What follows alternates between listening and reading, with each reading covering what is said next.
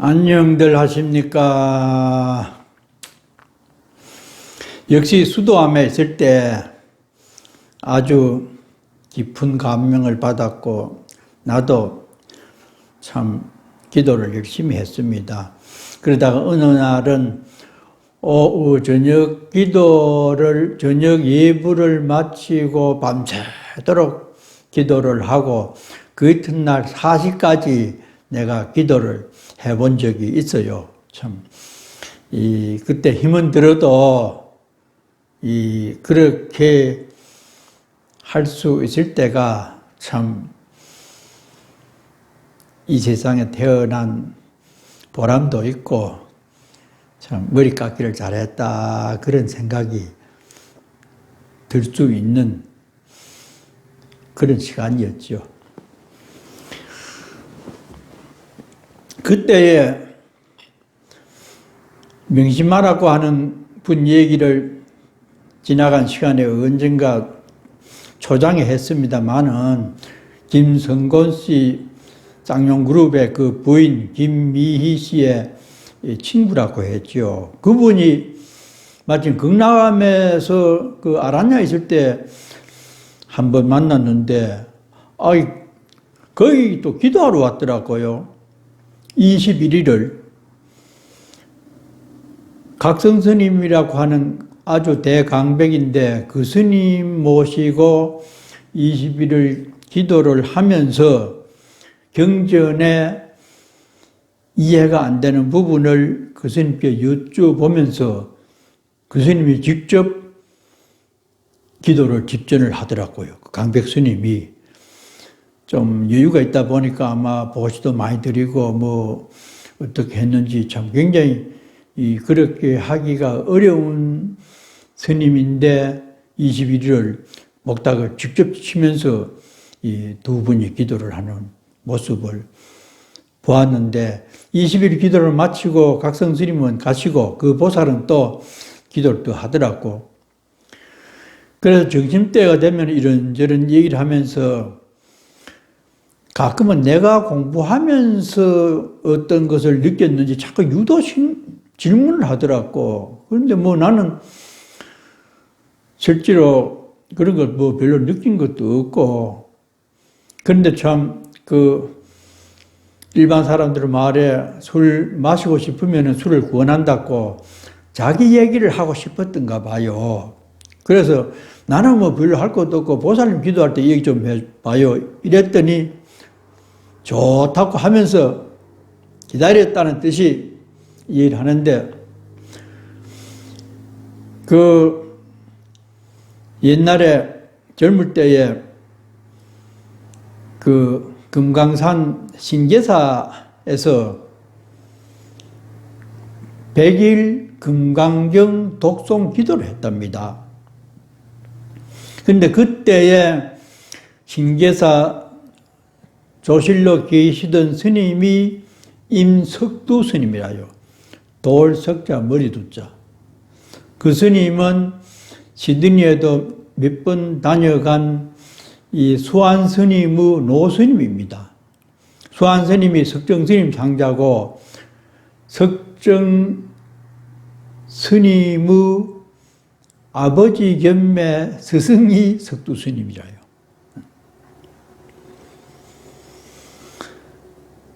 그래가지고 신계사에서 100일 기도를 독송을 하면서 금강경을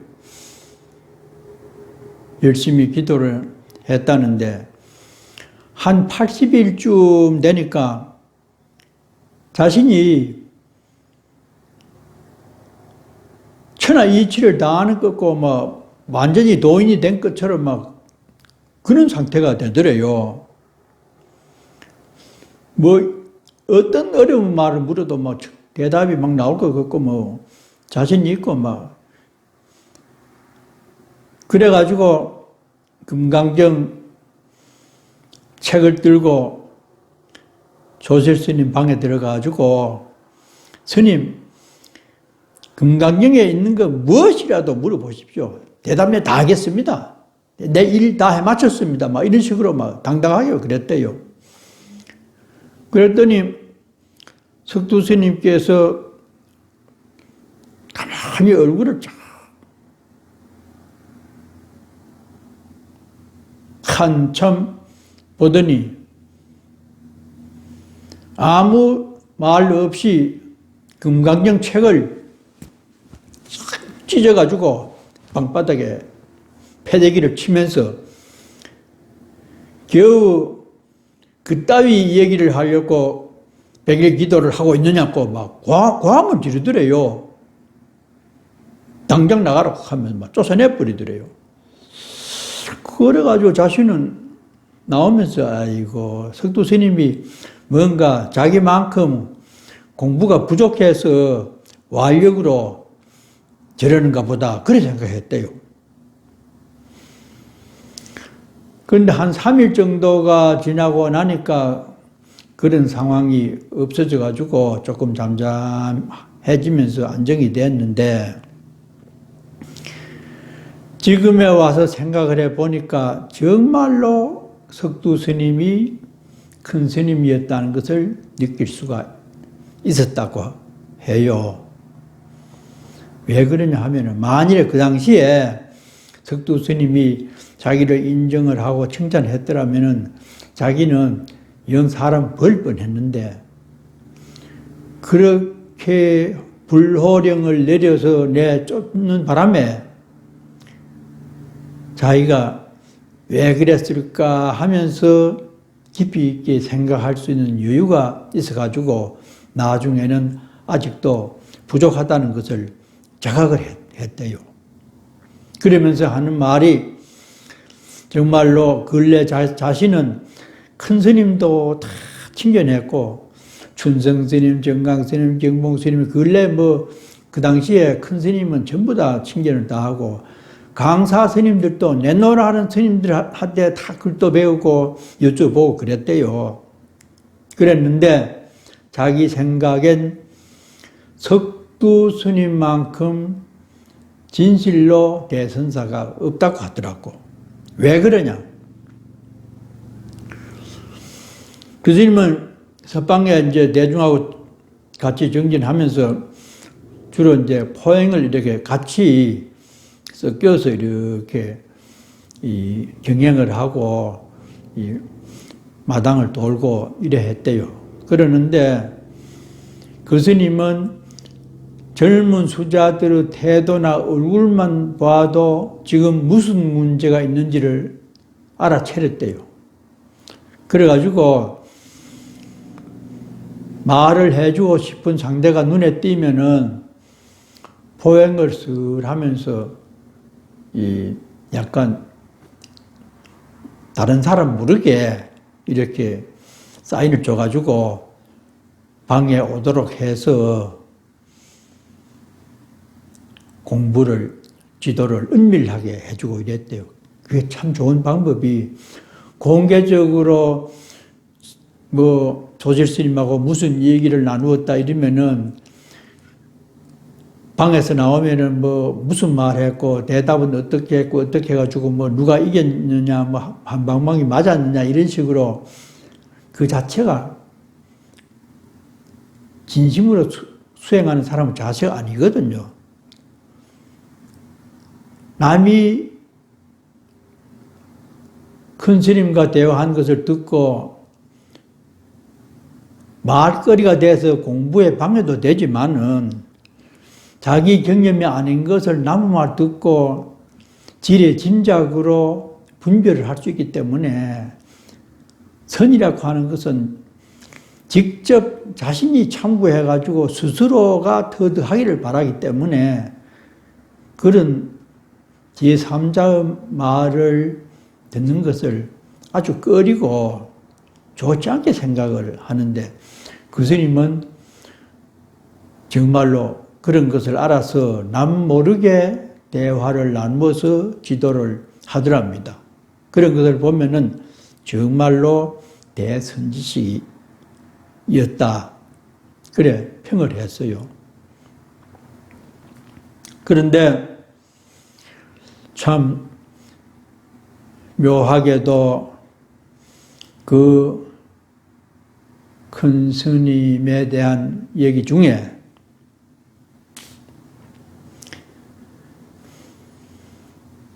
조시를 하고 계실 때인데 임춘봉이라고 하는 여자가 그 당시에 근대 여성이라고 임환란 박사하고 뭐 아주 그 일제강점기에 한참 괴학이라고 해가지고 지식인들이 일본에 가서 대학을 나오고 이래가지고 그 신문명을 받아들일 그 무렵이었다는데 임춘봉이라는 이가 그 이전을 나오고 그 이대를 정식으로 일본에 가려고 준비를 하고 있었대요.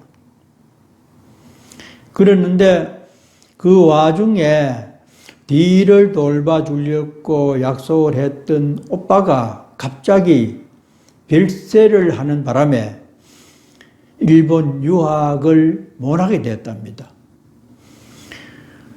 그러다 보니까 친구들은 그래도 그 일본에 가서 대학을 한다고 그렇게 갔는데 자기는 그것이 좌절됨으로 인해 가지고 상당한 충격을 받았는가 봐요.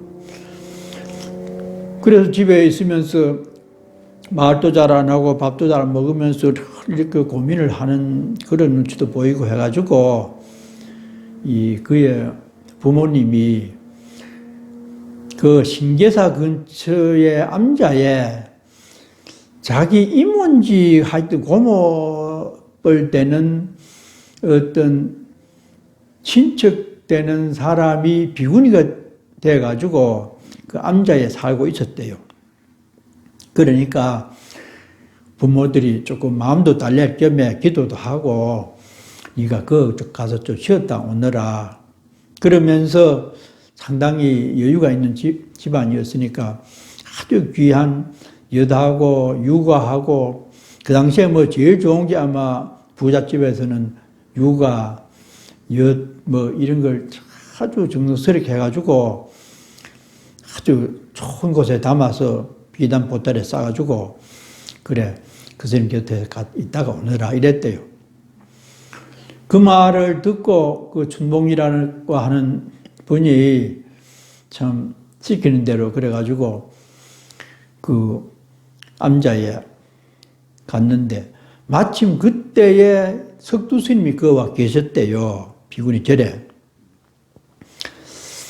그래 인사를 하고 뭐 이렇게 이러는데 아이고 친척되는 비구니가 자기가 그렇게 정성스럽게 익어간 선물을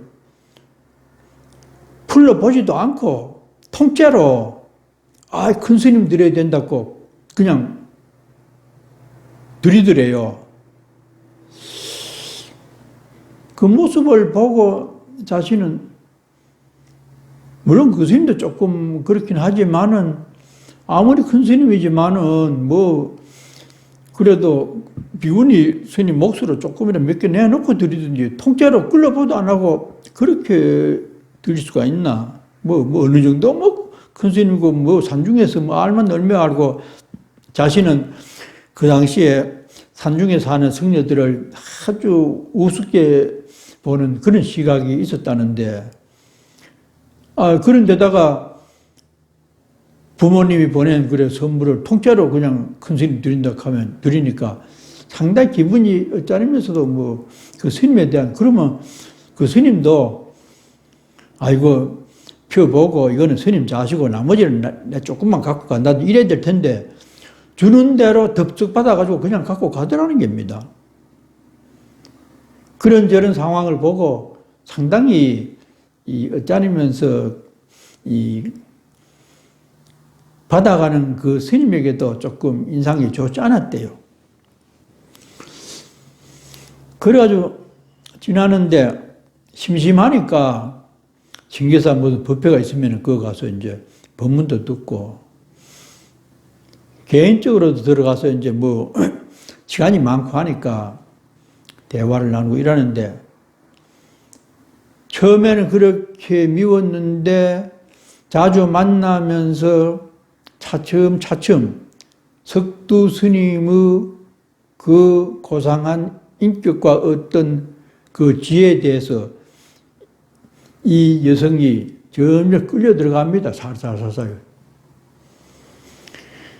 그러다가 얼마 안 되어서는 석두 스님 토굴 이름이 비로암인지 아이고 뭐 내가 알았는데 지금 생각 안 나네요.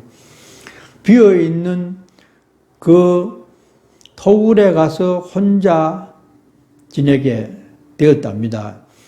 그 친척 비구니 스님이 오래 있으니 좀 불편하고 해가지고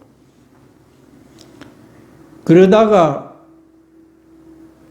둘이 서로 친하게 돼서 낳은 아들이 석정 스님이라. 그래서 참 청정 비구로서 그 당시에 대처성 시대 때에 청정 비구 큰 스님이라고 금강산 도인으로 이름나 있는 스님이 어쩌다가 아들을 낳게 되었으니 적은 일이 아니었죠. 그래가지고 금강산 밑에 저 아래 사촌 어디 구석집을 하나 구해가지고 그 임춘봉 이제 보살이 됐죠. 그쪽으로 보내고 거기서 아들을 키우는데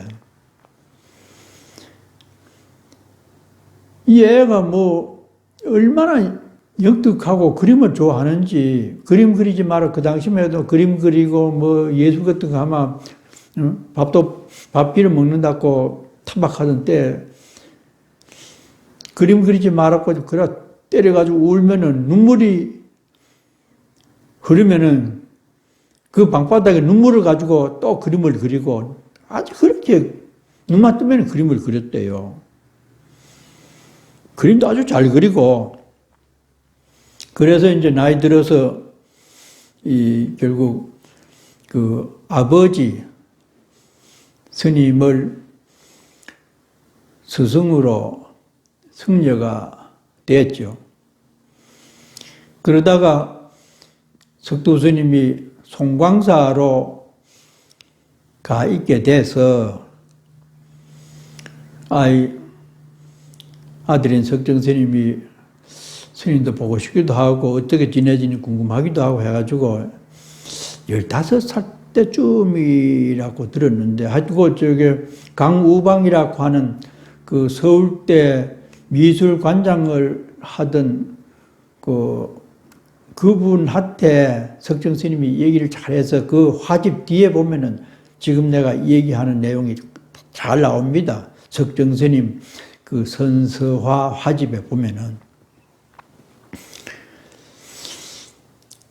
그래가지고 그림을 그렇게 어린 애가 잘 그리다 보니까 자기 어머니 친구들이 그 당시에 신문사 기자도 있고 잡지사 운영하는 사람도 있고 해가지고 그 아들 기사가 잡지에 들어 많이 나왔대요. 금강산 미술 신동이 출연했다. 그런 상황에서 이제 이 송광사를 가려고 걸망을 지고 나와가지고 뭐 그 당시 어디 뭐 예비할 것도 없고 조금만 갖고 오다가 예비가 떨어졌대요. 그래가지고 이 안변 서광사 북한에 있는 절이죠. 거기 가서 자고 이제 남쪽으로 내려오는 길인데 여기 와서 차를 타려 하니까 차표 샀나? 차표 못 샀어요. 돈이 없어가지고 못 샀어요. 나 좀 안변까지 가야 돼요. 차표도 안 사고 기차 타려고 하느냐? 살 돈이 없어요. 어디서 오는데? 금강산 신계사에서 와요. 일이 뭐고? 그래, 뭐, 그래? 그럼 네가 혹시 저게 그림 잘 그리는 그 사람이냐고? 예. 그러면은 이 종이 줄 테니까 그림 하나 그려줘. 그러면 내가 기차 태워줄게. 예. 그래가지고 종이 가져면 연필로 촥촥촥촥 촥 그려가지고 하나 주고, 아, 그럼 됐다. 차 태워준다. 그래, 차를 타고 안변에 와서 서왕사에 왔는데, 서왕사 주의실한테 인사를 드리고, 그래, 이제, 어디서 온 누구며 이 얘기를 하는데, 한참, 그 신계사 그 석도스님 제자로 자기 소개를 하니까, 아니, 나이 많은 이 주지스님이 벌떡 일어나더니, 그 어린 15살 꼬마 보고, 절을 3번을, 아이고, 하면 잘 왔습니다, 잘 왔습니다, 하면 절을 하더래요. 그러니까, 이 석성 스님이, 저분이, 스님 왜 이럽니까? 왜 이럽니까? 이렇게. 가만 앉아 있으세요. 앉아 있으세요. 아이고, 또 꿀앉아가 한다는 말이, 아이고, 우리 스님 오셨습니다. 우리 스님이라니 무슨 말이 그래. 글쎄, 내 은사 스님이 금강산에서 공부를 하면서 단청을 전문으로 그렸는데, 스님이 입적하시기 전에 하신 말씀이 있는데, 이 사람아, 내가 가서 다시 성녀 몸을 받아가지고 언제쯤 와서 금강산 근처에 있는 신계사를 비롯한 절단청을 내가 마저 해야 된다. 그러니까 내가 언제쯤 오게 될 것이다. 그랬는데 딱 꼽아보니까 그 석정 스님이 바로 자기 은사 스님이 온다는 그에 왔다는 게라. 이거 그러면서 얼마나 대접이 좋은지. 그리 뭐 석정 스님은 얼떨떨 해가지고 그래가지고 노자를 툭툭하게 줘가지고 송강사까지 갔는데, 송강사 가니까 마침 일주문 단청을 하는데 밥만 먹으면 단청하는 거 쳐다보고, 그래가지고 자기 엄마도 어쨌든 그런 거 하지 말았고 공부를 해야 되지, 그래 그림쟁이 되면 되겠냐고 그렇게 야단해도 도저히 안 돼가지고, 그때부터는 이 석두 스님이 아주 종이를 사줬답니다. 이왕 하는 보니까 보통도 아니고 아주 관심도 많고 잘 그리니까. 그래서 석정 스님이 이 한국에서 제일 가는 그 서예 겸매, 서예도 잘하고 그림도 잘 그리는 선하의 대가가 되었습니다. 그걸 보면은 이 전생에 익혀서 원력을 세우면은 다시 성녀의 몸으로 금강산에서 태어나서 단청을 다시 하게 되는 그런 인연이 되는가 봐요. 그러니까 어떻게 보면은 그때는 석두 스님이 파괴를 해서 비난의 대상이 되었지만은 진한 몸인 서광사 스님의 그것을 보면은 서광사 스님이 다시 환생을 하였고 석두 스님과 인춘봉 여성이 그런 관계를 맺게 되었는지도 모르죠. 그러니까 우리가 참 전생이나 전전생 지혜의 눈으로 바라본다고 하면은 어떤 일이 비난의 대상이 될지, 칭찬이 될지, 결과적 현상만 두고는 판단하기 어려운 것이 윤회를 하면서 살아온 우리 불가의 이야기거리가 될 수 있는 그런 점도 있다고 생각을 합니다. 잘들 계시고 편안한 나날 되길 바랍니다.